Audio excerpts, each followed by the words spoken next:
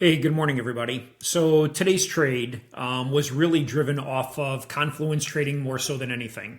So pre-market, the overall tech was moving off the bottom of the gap fill channel to the upside. Okay, so I said if Nvidia had strength, that we should watch for a gap fill to the top. Well, when you take a look at Nvidia on the open, what did they do? They immediately pumped it up and then they dumped it off hard all the way back to support. So while SPY was holding the top of its prior gap fill, the gap filled overnight, which it was holding as support, moved up. But as soon as they sold Nvidia, what happened to the entire market? It literally actually gapped down, and it gapped down hard. So if you look at three candles, your one candle, two candle, three, what did they do? They immediately started dumping tech. And as soon as they started dumping tech, then SPY literally followed. Now, I took the put trade once we got back below the top of the overall gap.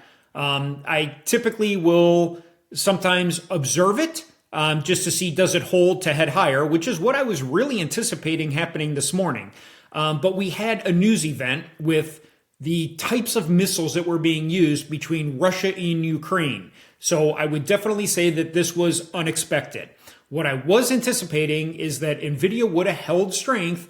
We would have filled this to the upside and then pushed lower, but we didn't. We got an immediate sell within the first 3 minutes. Now, mind you, once the news sorted itself out, we are now back above the top of the gap fill, this is what I was looking for this morning to go to the next level, up here to 594.43. What's happening right now in QQQ? It is trying to recover the gap fill to the upside. So Apple, which was negative, is now positive.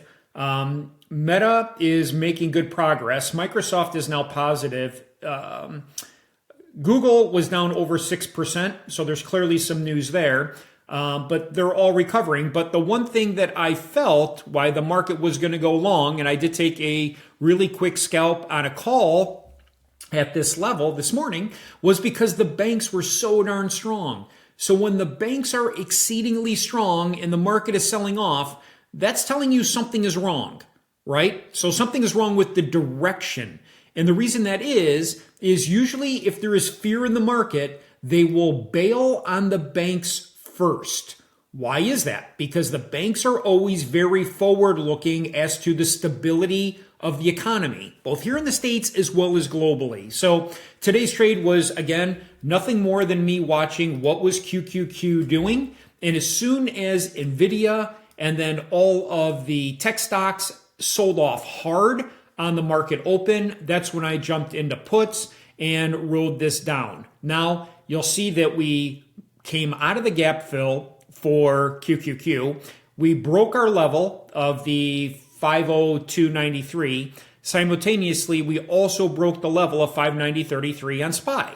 So while this gap has filled to the upside, clearly it's no longer valid. It's gone. So we can make that go away. And we are still going to watch for a gap fill to the upside here. But my put trade was purely based upon weakness in the market. And then what did we do when we pushed back up here? For my trade on the Qs is, again, typical Fibonacci, a fib level from a pivot high to a pivot low. Where did we reject? Because we had such immense selling.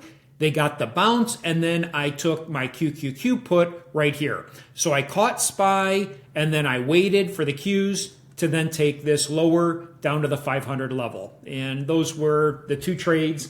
And then I did take that call trade on SPY, but it was only about a 10% return with really tight stops. So that's how you want to look at it. Hold your levels, keep your levels, right? Use your gap fills, and then you could use, again, Fibonacci for further pressure to the downside when you see a huge drop, a rebound, and then price to head lower. So hopefully that helps everybody. Let me know if you have any questions.